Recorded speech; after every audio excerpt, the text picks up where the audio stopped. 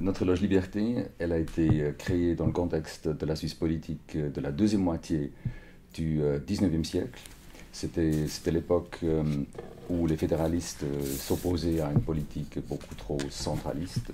Et cette même tendance centralisatrice s'est également manifestée au sein de la Grande Loge Suisse Alpina, qui a voulu imposer un rituel unique à toutes les loges.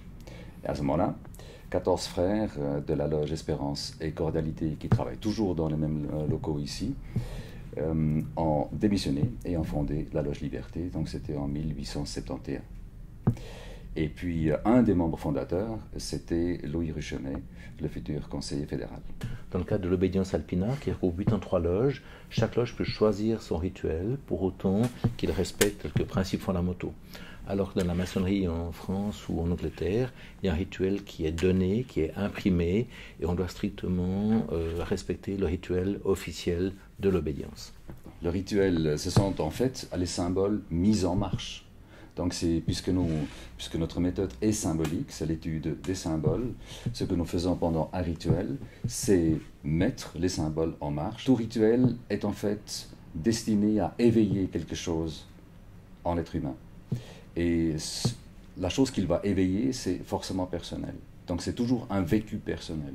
C'est ça le fameux secret maçonnique, parce que donc, vous ne pouvez pas communiquer ce que vous avez vécu vous-même. Et on va partager ce travail avec les autres en faisant une planche. Et la planche, aussi en termes un peu du Moyen-Âge, c'est en fait un exposé où je vais dire, lorsque je vois une épée, par exemple, ou un fil à plomb, qu'est-ce que ça m'inspire, qu'est-ce que ça fait, comment ça me touche, et je vais partager ça avec les autres frères, mais il n'y a pas un catéchisme qui dit comment on doit exprimer les choses ou à quoi correspond chaque rituel.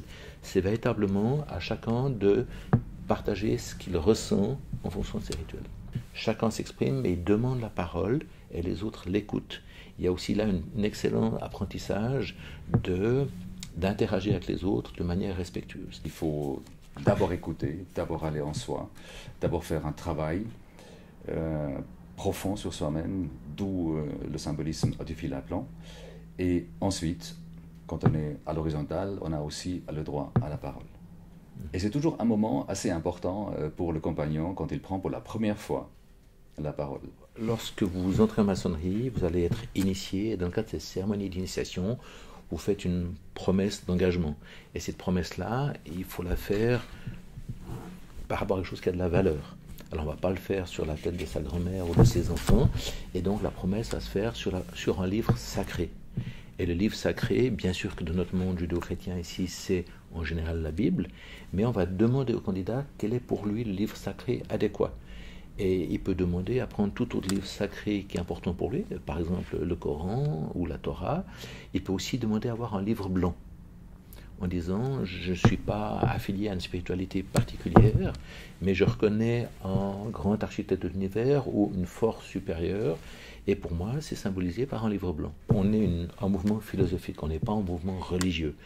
Mais comme mouvement philosophique, on dit qu'il y a une transcendance parce qu'on fait référence au grand architecte de l'univers. Donc on pense qu'il y a des forces qui nous dépassent et qu'il y a une spiritualité qui est importante.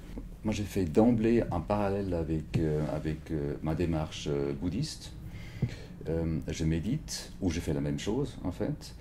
Et moi, ce qui m'a plu dans cette démarche-là, c'est que, aussi bien dans le bouddhisme, taoïsme que dans la maçonnerie, c'est adogmatique. C'est-à-dire, on ne vous impose pas une croyance, mais on vous dit, vous allez chercher en vous-même votre propre vérité. Il y a 15 ans, j'ai créé un club de recherche sur les soucoupes volantes.